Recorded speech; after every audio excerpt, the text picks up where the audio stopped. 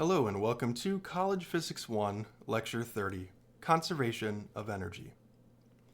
As I've discussed in our past two lectures, we've been building a foundation basically getting us to this point.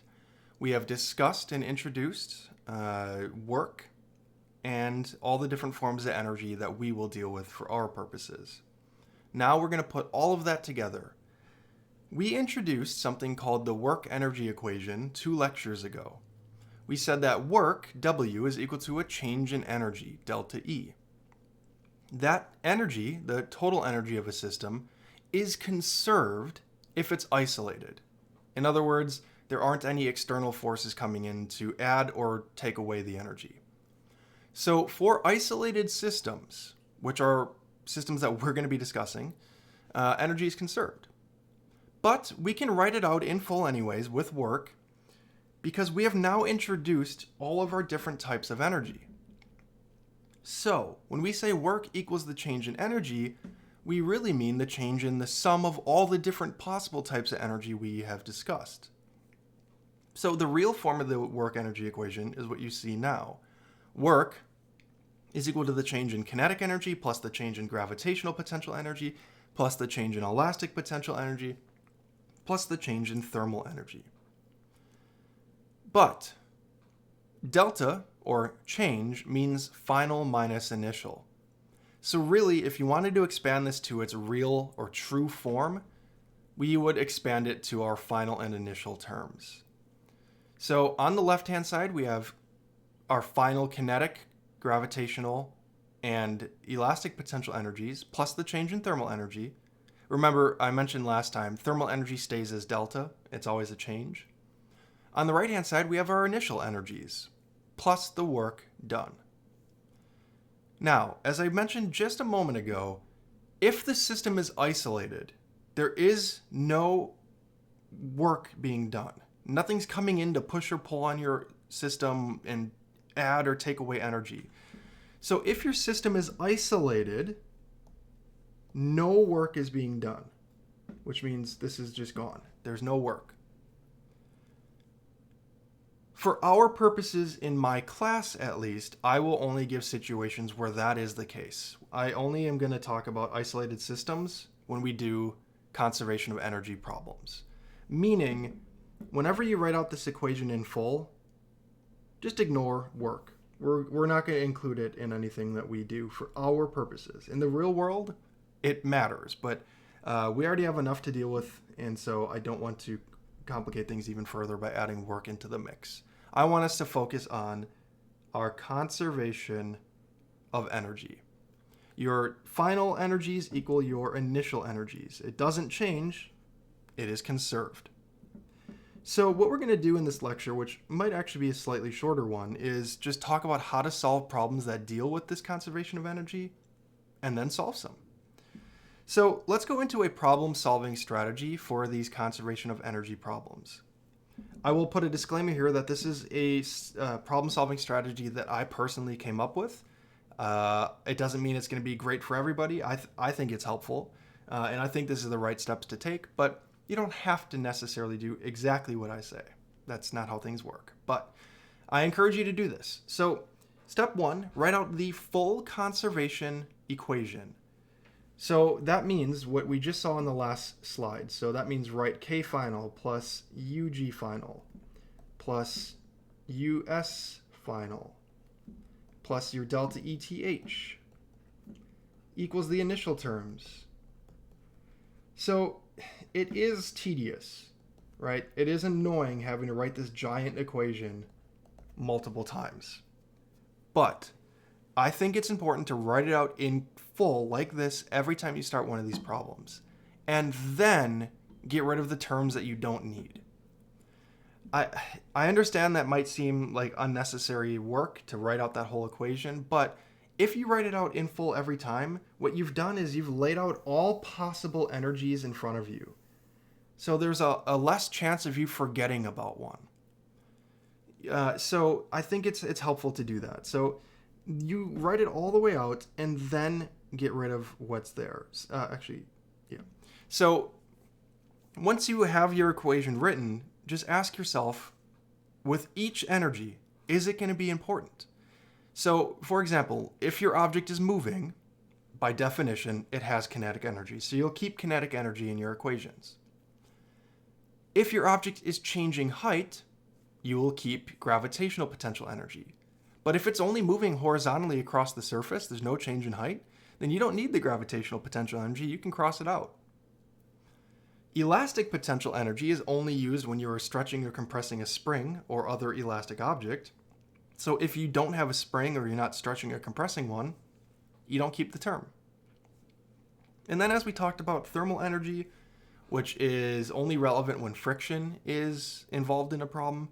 If there's no friction, there's no thermal energy, so you can get rid of that. So steps 1 and 2 are basically you just setting up the equation you need to work with. Write the whole thing out and get rid of the terms that aren't relevant to the problem. At that point, I encourage you to think about if any of them are equal to 0 and cross them out. If you don't do this, you're going to end up with a really, really big equation in many cases, and you really don't want that. So I encourage at this point, once you have the relevant energy terms in front of you, to cross out the ones that are equal to 0. So for example, when I say equal to 0, I mean, if you're looking at kinetic energy and your object starts at rest, then its initial object is at rest. Then its initial kinetic energy is 0 because it's not moving initially. Or if your object is initially on the surface, but then it gets launched upward, initially it's at the ground level, so it doesn't have any gravitational potential energy. It's 0. You'll see what I mean more as we do examples. Well then, at this point, it's basically just up to you to solve. So write out each energy's equation, solve that using algebra, and then just do the kind of touching up work. Make sure you've got the right units, make sure you have the right amount of sig figs. You can ask yourself, does my answer make sense?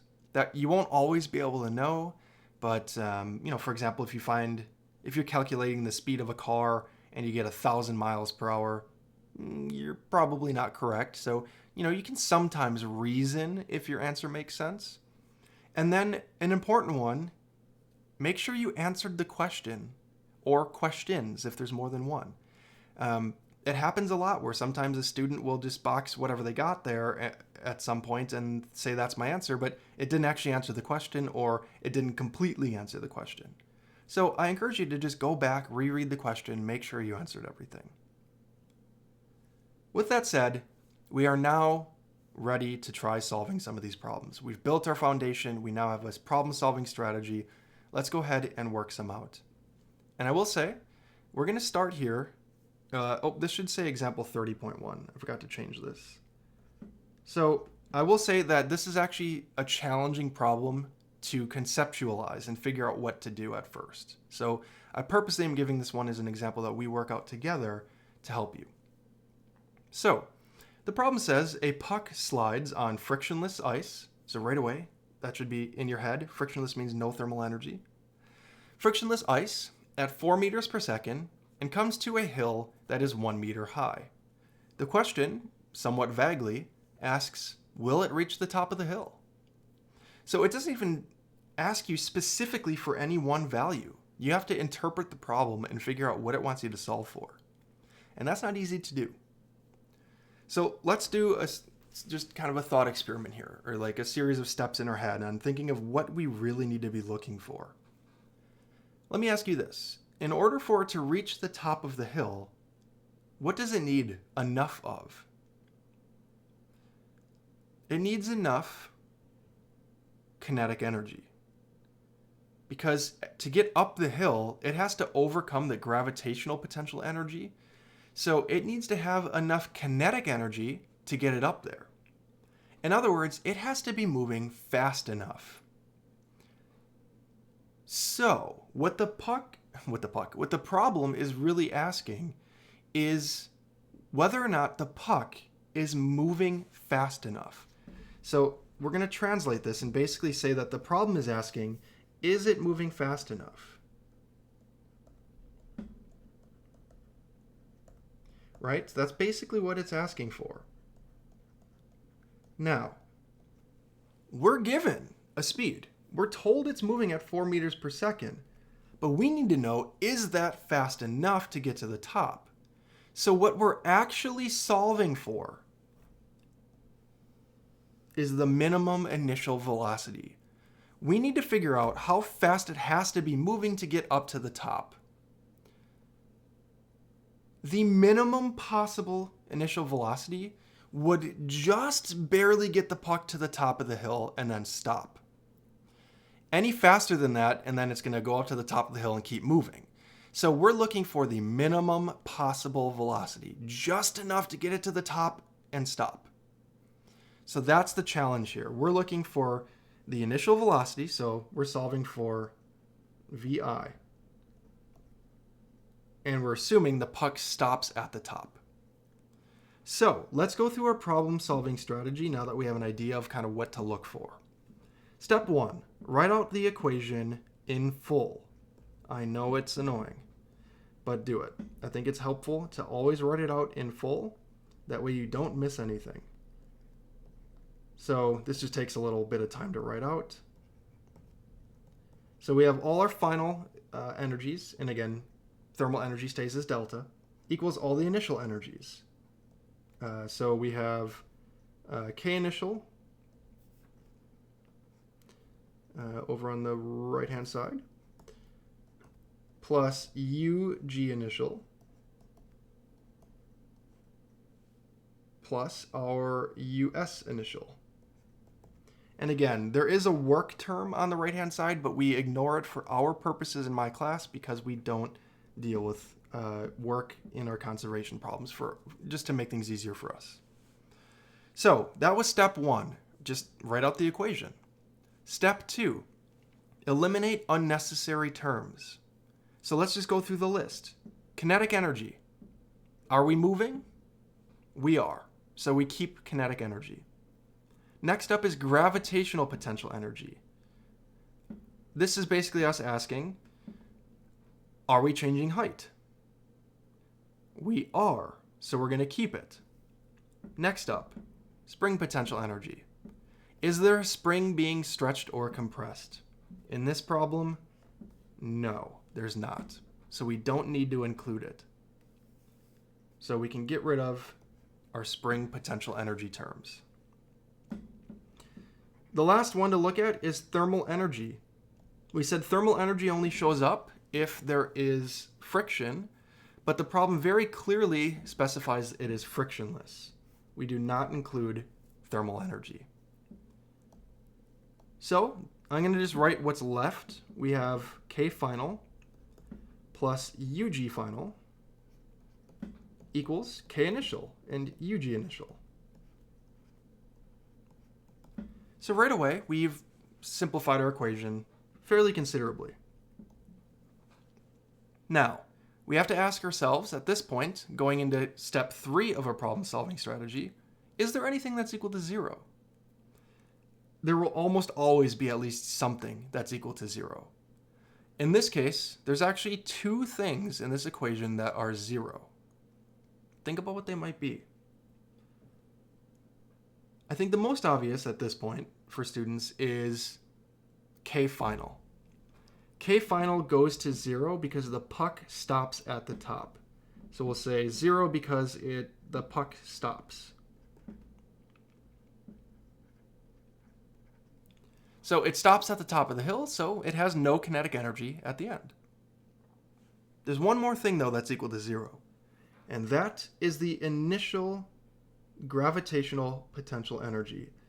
Because it's our assumption that we've been making this whole time for any problem, even from the beginning of the course, it's starting at ground level.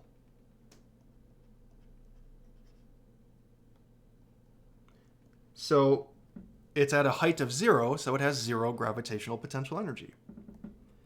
This leaves behind just UG final equals K initial. So what we can write this as is our, where am I? Oops, sorry, I got lost in my notes. So we can write this as follows. mgy final equals 1/2 mv initial squared. So this is just coming from the direct equations. Gravitational potential energy by definition is mgy. kinetic energy by definition is 1/2 mv squared. So with this, we can now use algebra to solve our problem. On to step 4, solving the problem. We're looking for the initial velocity we need to be able to get to the top of the hill, so we're solving for VI. That quantity is squared, so we're going to take the square root. Notice in this particular problem that the masses cancel out. There's a mass on both sides, which is a great thing because mass was not given to us in the problem. Again, that's a very common thing that happens in these longer problems. If you aren't given a mass, but you have m's in your equations, they're probably going to cancel out somewhere. So this just leaves behind 2gy final underneath the square root. So we just plug in our values and solve. 2 times g, which is 9.8 meters per second squared, times the y final, the height of the hill, 1 meter. This gives us a minimum necessary velocity of 4.5 meters per second. So this is what we just found, the minimum initial velocity necessary to make it to the top. But the puck is only moving at 4 meters per second. So, if you didn't know, 4.5 is bigger than 4, so the puck does not make it.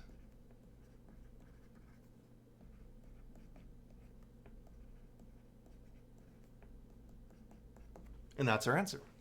The puck does not make it to the top because it's only moving at 4 meters per second, but we found it has to be moving at 4.5 meters per second or greater to get to the top.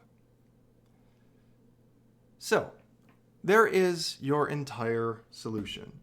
So again, we went through the steps. Step 1, write out your equation in full and cancel out the necessary terms. So that's steps 1 and 2.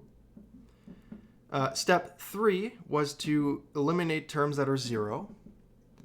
Step 4 was to write out your equations in full and solve. And then step 5 was really just to make sure everything works out right. It seems like a reasonable value. We have the right units. We answered the question, so we're good. Really, the answer is the word not. It does not make it. Okay. Well, let's go ahead and work on one more example. This would be example 30.2.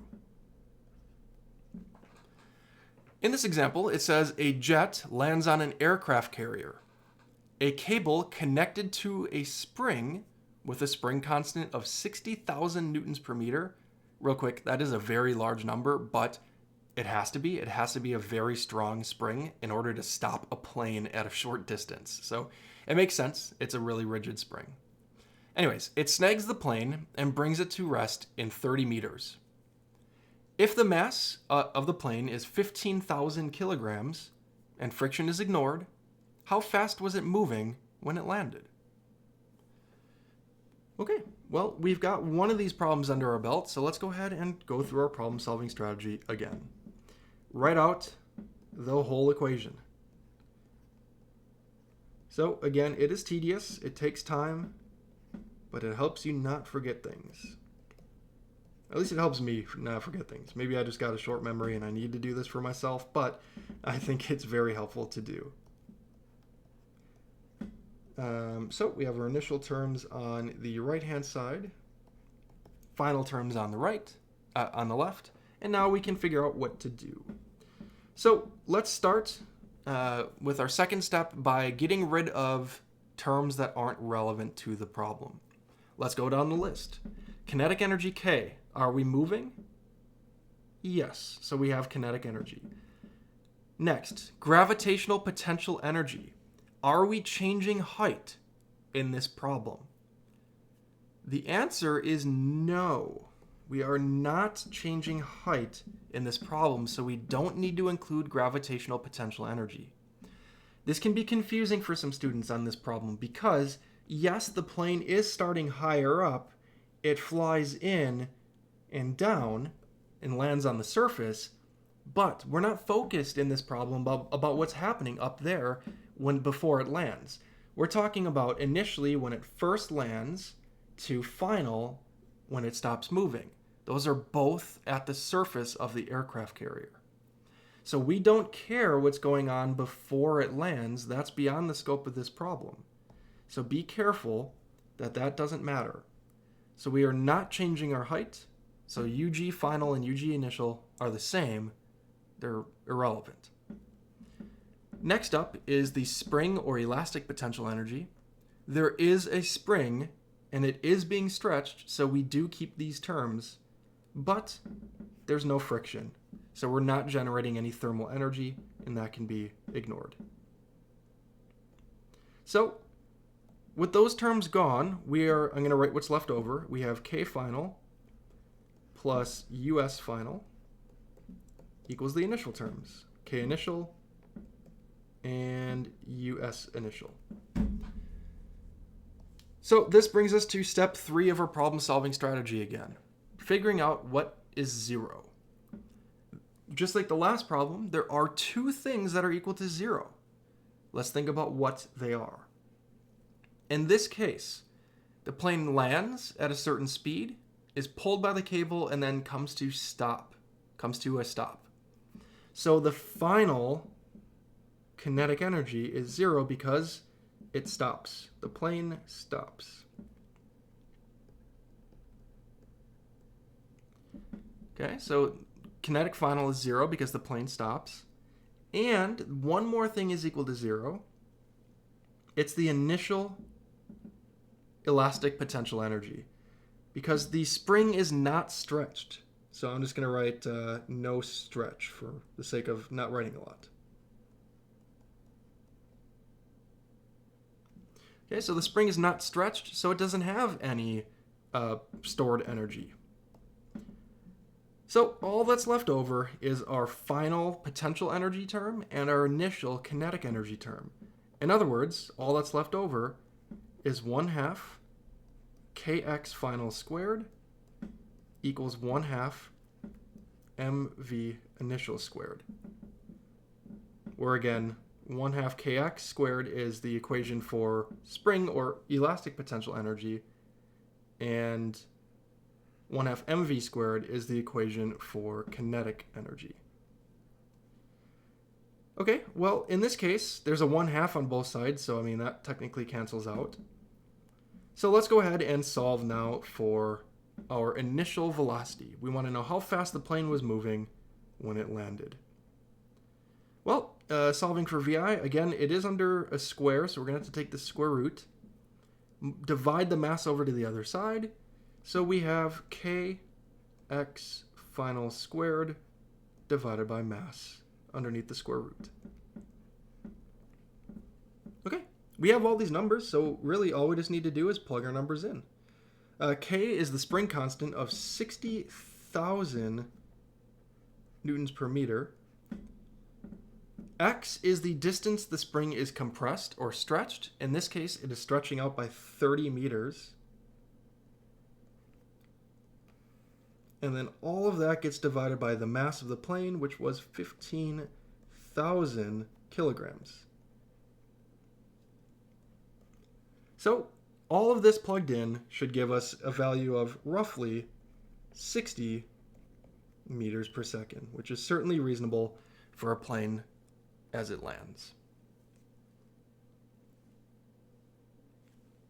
All right, well, there's 2 examples. The only thing we didn't do an example with is one with thermal energy. That just happens if you have friction. So I mean, the only difference is when you have that included, you would just include your kinetic or friction times delta x term for thermal energy. So anytime you have friction, you'll just include that into your equations. But we, for the sake of time, aren't showing one of those for now. So I believe that is it for now. We don't have any end of lecture questions for this one because it's really just a mathematical lecture heavy on problem solving. So we'll leave it here. As always, thank you guys so much for watching. I really do appreciate it. I mean, as my students, I hope you are, just because you should be. But anyone on YouTube or anything like that, thank you so much for watching these lectures. This will be my last one for Physics 1, at least for now. I do intend in the future to expand my lectures, really all of my courses, to include more topics, maybe even more specialized topics. But for now, this is where we'll leave it. So, again, thank you so much. I appreciate your time, and I hope you learned something. Have a great day, guys.